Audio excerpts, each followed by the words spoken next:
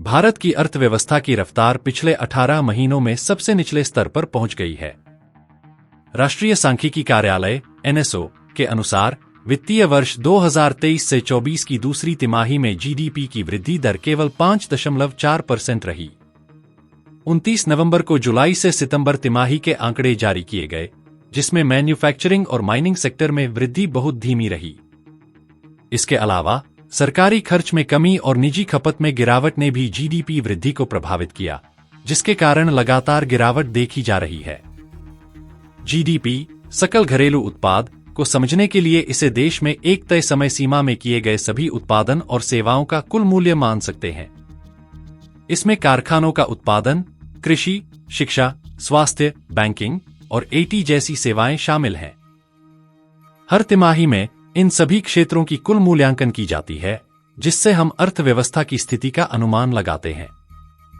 भारतीय reserve bank (RBI) ने आर्थिक गतिविधियों के सूचकांकों को देखकर दूसरी तिमाही के लिए 6.8% की वृद्धि दर का अनुमान लगाया था, लेकिन असल में यह इससे काफी कम रही।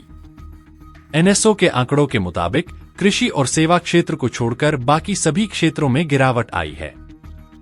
माइनिंग और मैन्युफैक्चरिंग सेक्टर सबसे ज्यादा प्रभावित हुए हैं। मसलन, माइनिंग सेक्टर ने पिछले साल की दूसरी तिमाही में 11.1% वृद्धि दर्ज की थी, लेकिन इस बार यह गिरकर 0.1% रह गया।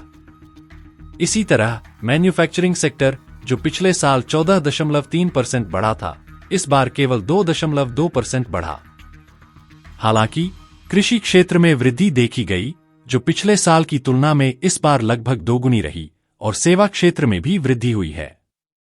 मुख्य आर्थिक सलाहकार (सीए) डॉक्टर वी अनंत नागेश्वरन ने कहा कि दूसरी तिमाही के आंकड़े निराशाजनक हैं, लेकिन अलार्मिंग नहीं है। उन्होंने अन्य क्षेत्रों में हो रही वृद्धि का उल्लेख किया और वित्तीय वर्ष के दूसरे भाग में अर्थव्यवस्था के सुधरने की उम्मीद जताई। उन्होंने यह भी बताया कि ग्लोबल फैक्टर्स का असर भारतीय मैन्युफैक्चरिंग पर पड़ा है, जैसे कि माइनिंग में सुस्ती, जिसमें कोयला, प्राकृतिक गैस और कच्चे तेल का उत्पादन शामिल है। इसके अलावा वैश्विक आपूर्ति श्रृंखला में समस्याओं ने भी असर डाला है। महंगाई के बारे में डॉक्टर नागेश्वरन ने कहा कि सरकार खाद्य वस्तुओं की कीमतों को नियंत्रित करने के लिए हर संभव प्रयास कर रही है।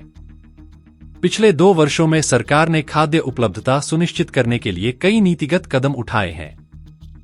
आने वाले समय में इस मामले में जो भी अपडेट्स आएंगे, हम उन्हें आप तक पहुंचाते रहेंगे।